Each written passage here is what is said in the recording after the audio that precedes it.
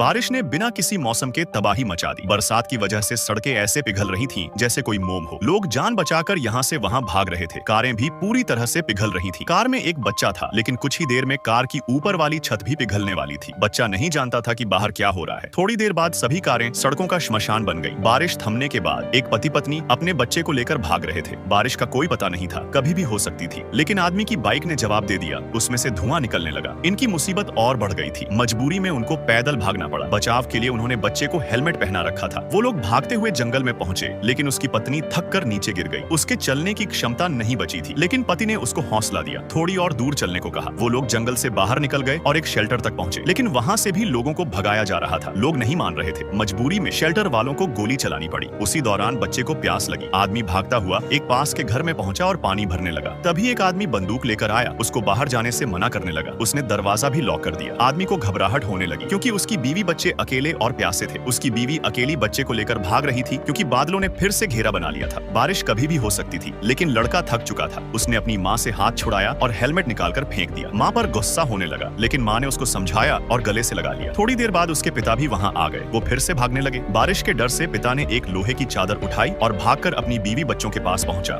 अचानक बारिश शुरू हो गई। आदमी ने लोहे की चादर को बीवी और बच्चे के ऊपर रखा ताकि दोनों बारिश से बच सकें, लेकिन आदमी खुद भीगता रहा। धीरे धीरे उसकी हालत खराब होने लगी। उसने अपनी बीवी बच्चों को एक सुरंग तक पहुंचा दिया, लेकिन वो खुद तेजाब वाली बारिश का शिकार हो गया। केवल ये दोनों ही बचे थे। माँ ने बेटे को बाहों में भर लिया। तभी एक और मुसीबत आई। गुफा की दीवार से तेजाब वाली बारिश निकलने लगी। महिला ने अपने बेटे को अंदर धकेला और उस बारिश की खुद शिकार हो गई। माँ ने बच्चे को एक नया जीवन दिया। थोड़ी देर बाद लड़का गुफा से बाहर निकला। बारिश बंद हो चुकी थी, लेकिन अब वो बिल्कुल अकेला था। उसके सामने केवल तबाह हुआ एक शहर था, जिसमें वो बिल्कुल अकेला बचा।